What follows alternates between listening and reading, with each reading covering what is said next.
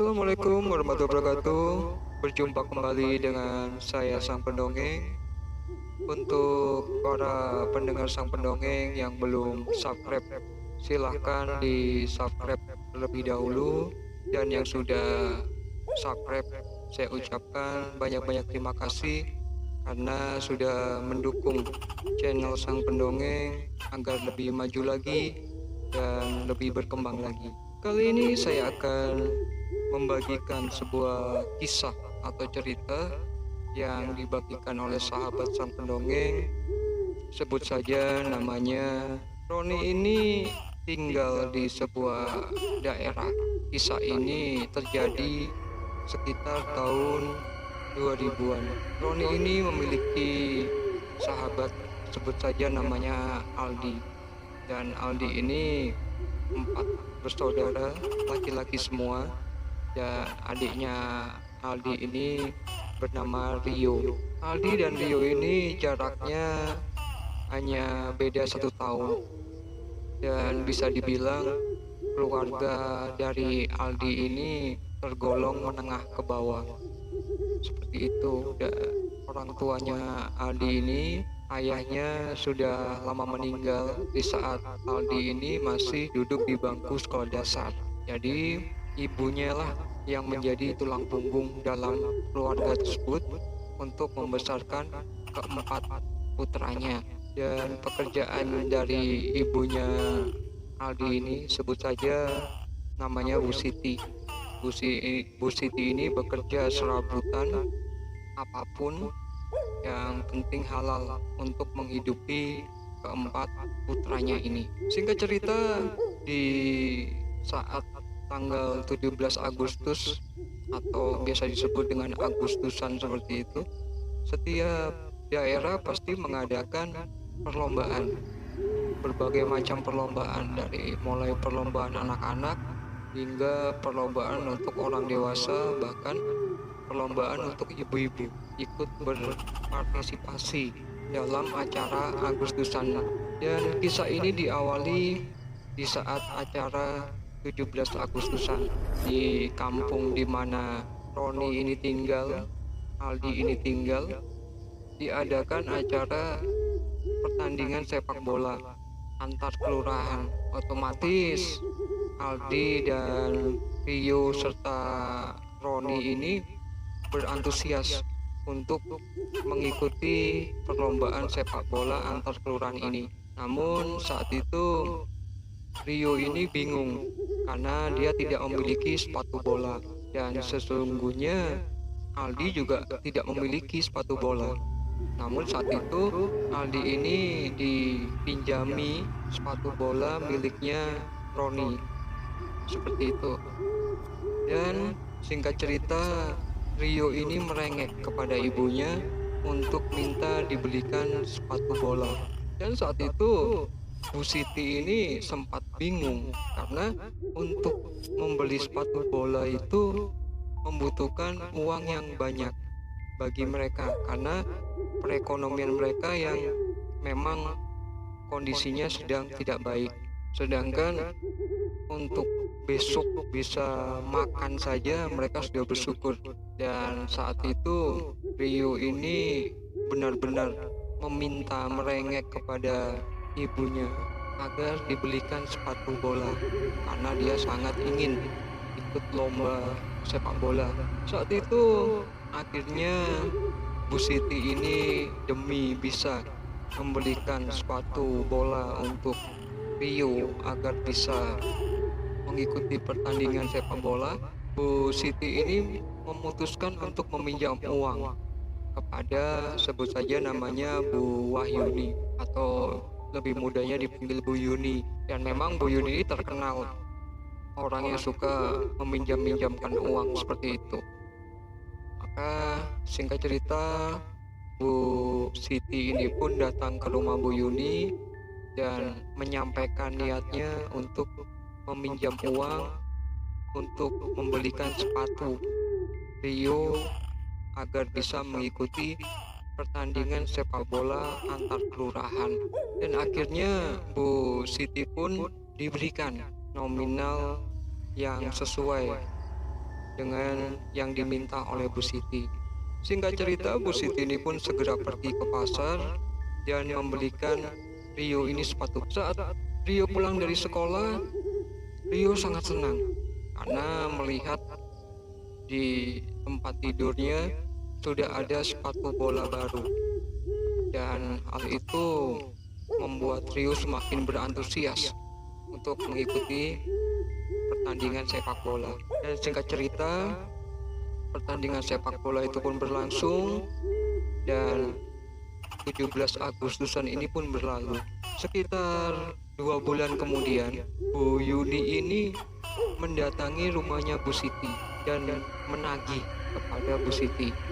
Dan saat itu Aldi, Roni, dan Rio baru saja pulang dari sekolah, dan mereka bertiga ini baru sampai di jalan, jadi belum sampai ke rumah masing-masing.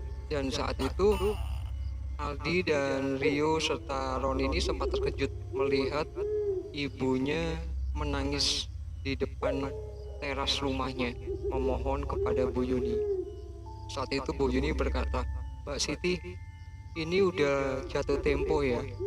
Waktu itu kan waktu sampean pinjem saya udah ngomong, saya beri waktu 1 bulan. Tapi ini udah 2 bulan. Ini udah jatuh tempo, Mbak. Jadi ya gimana ya? Saya butuh, sampean juga butuh. Waktu sampean butuh saya bantu. Ya sekarang saya butuh, ya tolonglah Mbak pengertiannya." Saat itu Bu Siti sambil menangis dan menjawab, "Iya Mbak Yuni, saya tahu. Saya sudah berusaha, cuman dalam waktu 2 bulan ini saya sepi Mbak. Gak ada yang nyuruh saya buat nyuci atau bersih-bersih rumah. Jadi tolonglah Mbak, beri saya waktu 1 bulan lagi Mbak, agar saya bisa mengumpulkan uang," ucap dari Bu Siti ini sambil menangis. Namun saat itu sepertinya Mbak Yuni ini atau Bu Yuni ini tidak mengindahkan, dan dia malah berkata, "Sudahlah Mbak, kalau sampean minta waktu, dan terus saya ini minta waktu sama siapa? Udah deh, itu kan di rumahmu yang ada televisi. Ya udah, itu jadi jaminannya. Nanti kalau kamu udah punya uang, tebus itu TV-mu di rumah," ucap dari Mbak Yuni dengan nada yang lebih tinggi dan ekspresi wajah yang jengkel seperti itu.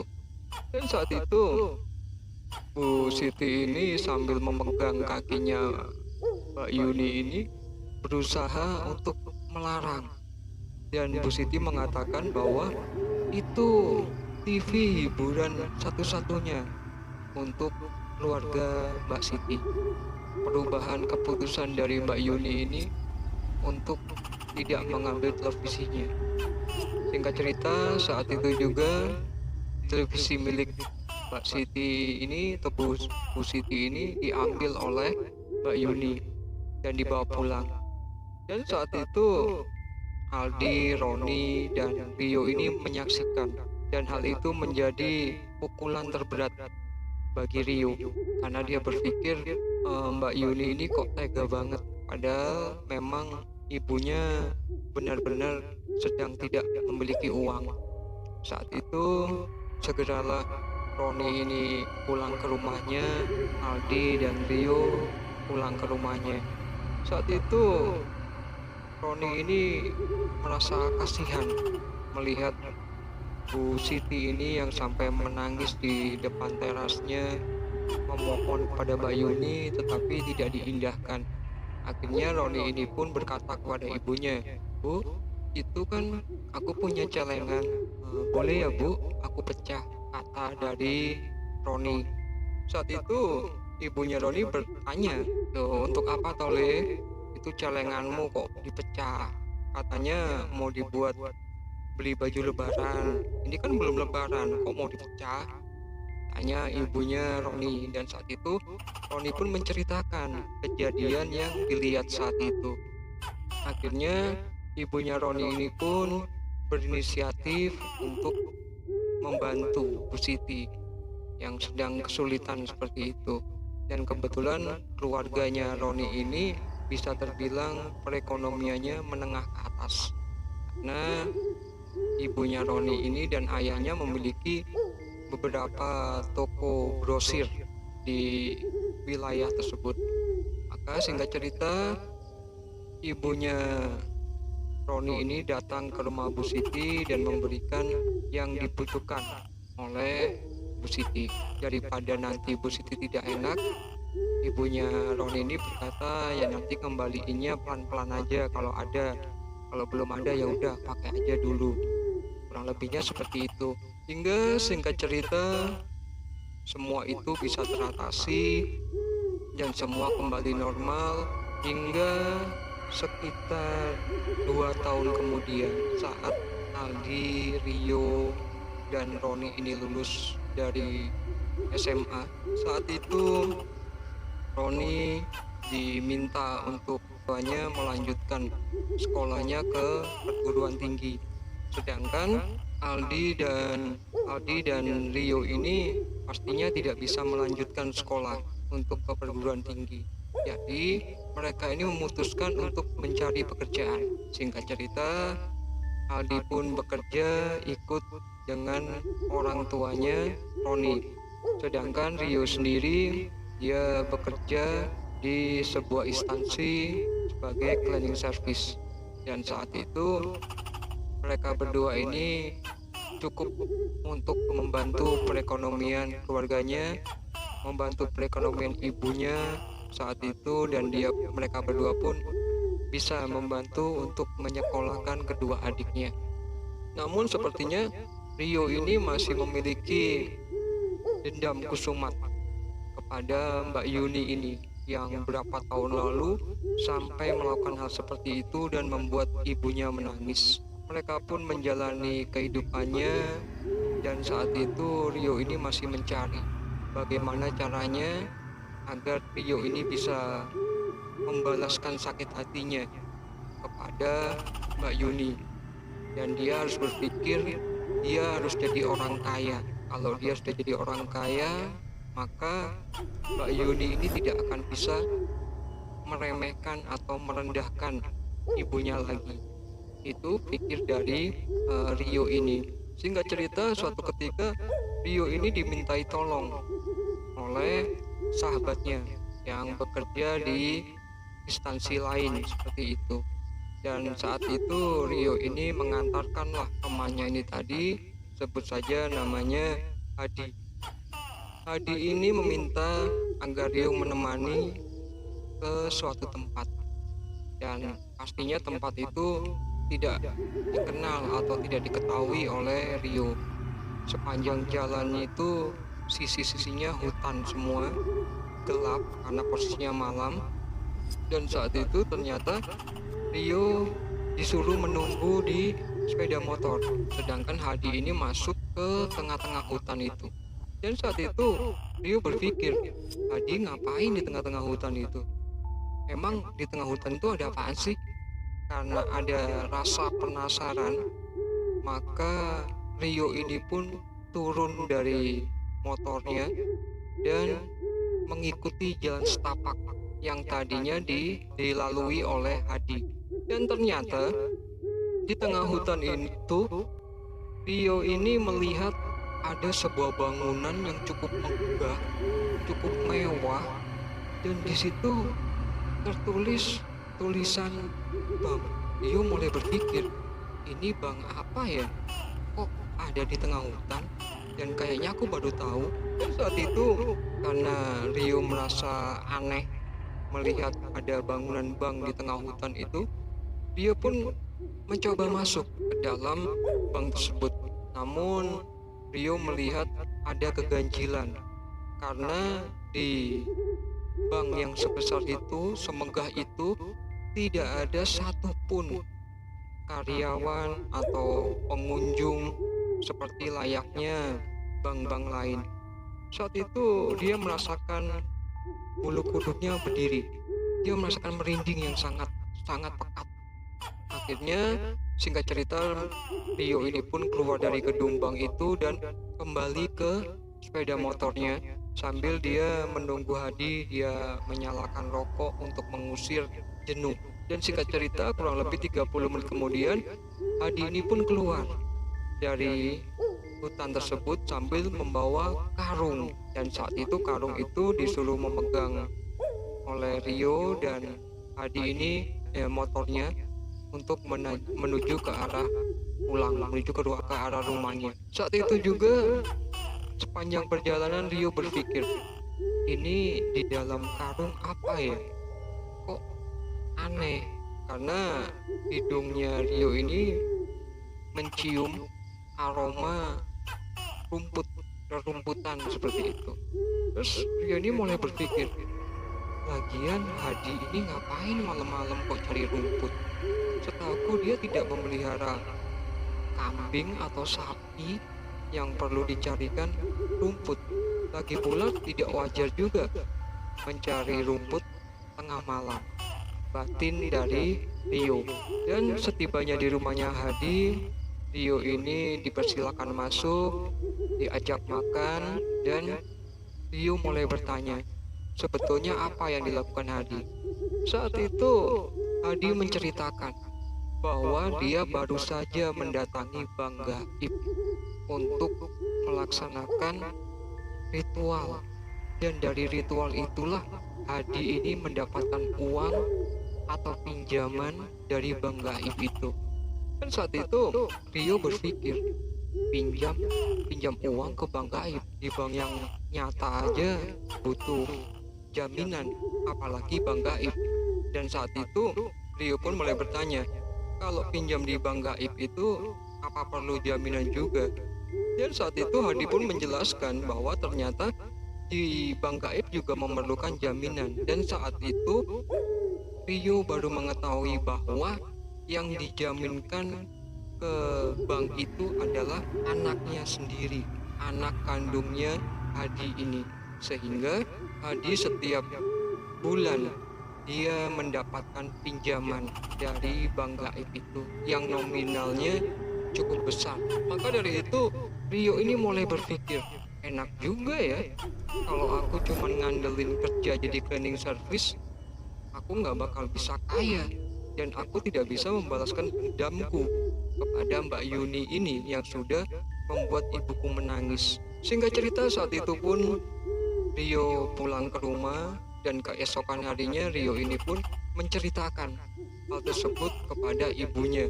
Dan saat itu Aldi mendengar apa yang diceritakan oleh Rio.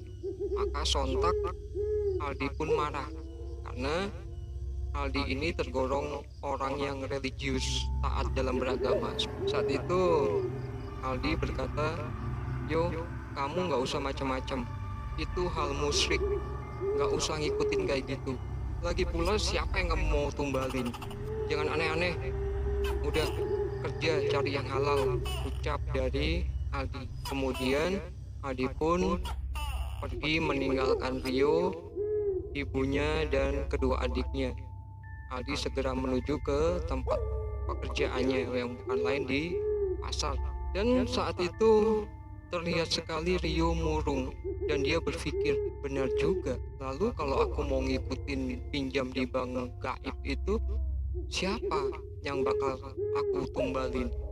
Nggak mungkin juga abangku, dan nggak mungkin juga adikku, kedua adikku yang masih kecil, atau mungkin temanku atau sahabatku di sekitar sini. Saat itu terlihat sekali ekspresi wajahnya Rio ini murung dan dia terlihat berpikir keras. Dan saat itu ibunya Rio ini berkata, "Yo wis tonang, gak usah aneh-aneh, itu kan gak bener. Tadi kan masmu udah ngomong, udah gak usah aneh-aneh, kerja yang bener, yang lurus. Itu yang dilakuin Hadi itu musyrik, dibenci sama Allah," ucap dari Bu Siti sambil mengelus rambut dari adiknya Rio yang terkecil karena saat itu sedang mengalami sakit demam. Tuh, singkat cerita, Rio ini tidak menjawab dan dia pergi ke tempat pekerjaan. Namun hal itu terus mengganggu pikiran Rio. Singkat cerita, 1 minggu kemudian Rio mengutarakan lagi hal itu kepada ibunya, bahwa Bila itu bisa dia lakukan, meminjam uang ke bank gaib, maka semua masalah perekonomian dalam rumah itu akan terselesaikan. Dan lagi-lagi ibunya menanyakan, kalau kamu melakukan hal seperti itu, yang kamu tumbalin siapa? Dan lagi-lagi Rio merasa tidak ada jalan keluar saat ibunya atau kakaknya menanyakan hal tersebut. Dan Rio tetap berpikir akan melakukan hal itu, melakukan pinjaman dengan bank gaib. Dan saat itu juga karena melihat karakter Rio ini yang dari kecil dia orangnya keras kepala, maka ibunya berkata, "Ya wis nak, kalau memang kamu tetap kekeh ingin pinjam uang ke bank gaib itu, ingat pesan ibu, jangan pernah kamu menumbalkan masmu Aldi dan kedua adikmu. Kalau kamu mau menumbalkan, ibu saja yang kamu tumbalkan. Demi kebahagiaan anak-anaknya ibu rela melakukan apapun," ucap dari Bu Siti. Saat itu Rio sempat terbelalak mendengar ucapan dari ibunya, dan saat itu Rio tertunduk saat mendengar ucapan dari ibunya. Singkat cerita, waktu pun terus berjalan dan kejadian ini terjadi di saat kedua adiknya Rio ini sedang ada acara camping atau kemah di sekolahannya, dan sedangkan Aldi ini dimintain tolong oleh kedua orang tuanya Roni untuk mengantarkan ke saudaranya ibunya Roni yang sedang ada acara nikahan. Jadi saat itu yang ada di rumah hanya Bu Siti dan Rio. Dan saat Rio pulang kerja, Rio pun berkata kepada ibunya kalau dia akan ke rumah temannya, mungkin dia akan nginap di sana. Dan saat itu Bu Siti tidak berpikir macam-macam. Saat itu Bu Siti hanya berkata, "Iya, besok kalau ini sebelum berangkat kerja pulang dulu." Hanya seperti itu, dan Rio pun mengatakan iya. Singkat cerita, Bu Siti di rumah seperti biasa. Bu Siti menjalankan sholat maghrib. Setelah itu dia menyaksikan televisi, dan saat Bu Siti ini menyaksikan televisi, tiba-tiba turunlah hujan yang cukup deras. Saat itu Bu Siti segera mengunci rumahnya karena dia merasa anak-anaknya sedang tidak ada di rumah. Sekitar 5 menit kemudian, sebelum Bu Siti kembali lagi duduk di depan televisi, tiba-tiba terdengar ada suara yang mengetuk dari arah pintu ruang tamunya. Maka saat itu Bu Siti segera membalikan badan dan membuka pintunya. Dan ternyata saat dibuka tidak ada siapa-siapa di situ. Dan Bu Siti berkata, ya mungkin dia salah dengar atau mungkin dari acara televisi, pikir Bu Siti. Dan saat itu pintu pun ditutup. Dan saat pintu ditutup, Bu Siti kembali duduk di depan TV. Sekitar 15 menit kemudian, tiba-tiba di rumah Bu Siti ini mengalami mati lampu, dan Bu Siti berpikir semua sedang mengalami mati lampu di kampung itu, dan ternyata tidak, hanya di rumah Bu Siti itu saja. Bu Siti pun segera bangkit dari duduknya dan berjalan menuju ke dapur untuk mengambil lampu minyak untuk menyalakan sebagai penerangan seperti itu. Dalam hal ini yang menjadi terkejut saat Bu Siti ini sampai di dapur dan menyalakan lampu minyak, dan saat Bu Siti membalikan badannya, tiba-tiba Bu Siti ini melihat sosok yang cukup mengerikan. Sosok ini berwujud nenek-nenek bongkok dan wajahnya berkeriput, rambutnya acak-acakan. Dia melihat ke arah Bu Siti dengan senyum yang mengerikan, dan Bu Siti bisa melihat dengan jelas karena menggunakan penerangan lampu minyak ini, kuku dari nenek-nenek ini yang mengerikan ini mengarah ke leher dan perutnya Bu Siti. Dan hal itu sontak membuat Bu Siti berteriak sekuat mungkin meminta tolong. Dan karena Bu Siti ini terkejut, maka jatuhlah lampu minyak yang dipegang tersebut. Maka singkat cerita, lampu minyak yang Bu Siti jatuhkan ke lantai itu membakar tubuh Bu Siti serta dapurnya.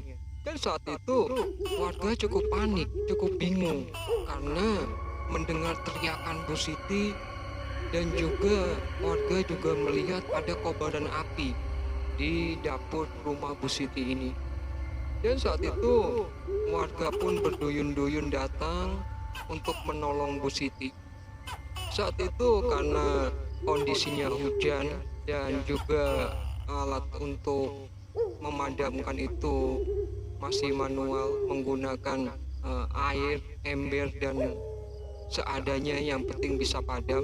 Namun ternyata saat terjadi kebakaran itu Bu Siti mengalami luka bakar yang cukup parah, hingga saat api sudah bisa dipadamkan dan pintu rumah atau pintu dapur rumah Bu Siti ini bisa didobrak, dan disitulah warga melihat Bu Siti mengalami luka bakar yang cukup parah. Maka detik itu juga warga segera membawa Bu Siti ke rumah sakit untuk mendapatkan pertolongan. Dan saat itu juga segeralah warga memberitahu ke Aldi agar segera pulang karena rumahnya mengalami kebakaran dan ibunya masuk rumah sakit.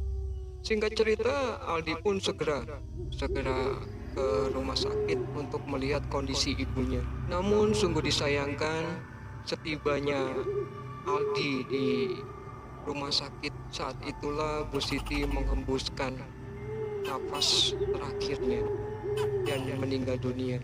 Dan saat itu Aldi tidak bisa berkata-kata lagi dan dia lemas menyaksikan jasad ibunya yang mengalami luka bakar yang cukup parah. Singkat cerita, jenazah dari Bu Siti ini pun dibawa pulang karena waktunya malam hari, maka ditunggulah keesokan harinya untuk memakamkan Bu Siti ini. Dan sebelum jasad dari Bu Siti ini dimakamkan, Aldi mencari di mana keberadaan, dan karena Aldi tidak mengetahui di mana Rio dan mereka tidak memiliki HP atau ponsel untuk bisa dihubungi, maka keesokan paginya Aldi ini menuju ke kantor di mana Rio ini bekerja menjadi cleaning service. Hingga akhirnya Rio pun diberitahu, dan saat itu juga Rio menuju pulang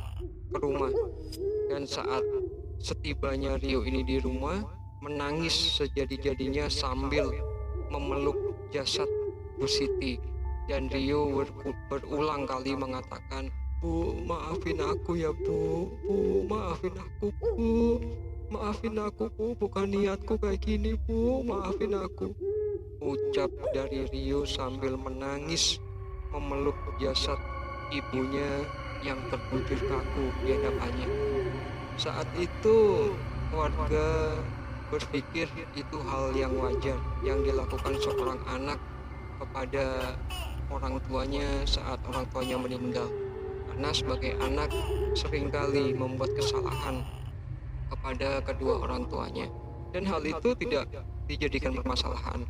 Sekitar jam 9 pagi, jenazah dari Bu Siti pun dimakamkan, dan hal itu tidak terjadi hal yang aneh atau hal yang ganjil, semua berjalan baik-baik saja. Dan setelah dimakamkan Bu Siti, malamnya diadakan acara tahlilan dari 1 hari sampai 7 hari. Dan yang menjadi suatu keganjilan atau kecurigaan warga, di saat Bu Siti ini baru saja meninggal 40 hari. Namun saat itu Rio ini sudah bisa membeli sepeda motor. Kemudian Rio juga sudah bisa membangun dapur yang terbakar atau rumahnya itu dibangun oleh Rio. Dan genap 100 hari setelah meninggalnya Bu Siti ini, Rio ini sudah bisa membeli mobil, tanah, dan juga membuka tempat usaha penjualan pupuk. Di saat itu kecurigaan warga ini semakin bertambah. Maka singkat cerita, Aldi ini menanyakan kepada Rio bahwa Rio ini mendapatkan uang dari mana. Karena setaunya Aldi selama ini Rio ini hanya bekerja sebagai cleaning service. Jadi tidak mungkin bisa mendapatkan uang sebanyak itu dalam waktu singkat. Maka dari situlah Rio berkata bahwa dia melakukan pinjaman ke Bank Gaib. Dan saat itulah sebelum Rio menyelesaikan kata-katanya, Aldi sudah tersulut emosinya dan dia mengetahui bahwa ibunya meninggal karena ditumbalkan oleh Rio. Dan saat itu terjadilah pertengkaran antara Aldi dan Rio hingga Aldi berkata, mulai saat ini, mulai detik ini, kamu bukan lagi saudaraku. Aku jijik ngelihat muka kamu. Jadi jangan pernah kamu ada di depan mukaku, ucap dari Aldi sambil menunjuk ke arah Rio. Kemudian Aldi pergi dari rumah tersebut dan dia menuju ke rumahnya Roni. Dan saat itu kebetulan Roni sedang libur kuliah dan Aldi ini menceritakan sakit hatinya kepada Rio ini tadi. Dan Aldi hanya bisa terbelalak mendengar kisah yang sangat miris, sangat tragis, seorang anak menumbalkan ibunya sendiri demi bisa mendapatkan kekayaan dan bisa membalaskan sakit hatinya kepada seseorang. Jadi semoga kisah ini bisa dipetik hikmahnya, dan saya hanya bisa menyampaikan bahwa kasih sayang seorang ibu itu tidak pernah ada batasnya, dan pengorbanan seorang ibu kepada anaknya tidak akan bisa dibalas oleh anaknya seperti apapun, dengan apapun. Maka dari itu, bagi yang masih memiliki orang tua, utamanya ibu, jagalah ibu kalian, bahagiakan ibu kalian, dan jangan pernah sakiti hati ibu kalian. Singkat cerita, saya ucapkan terima kasih dan mohon maaf bila ada salah kata. Assalamualaikum warahmatullahi wabarakatuh.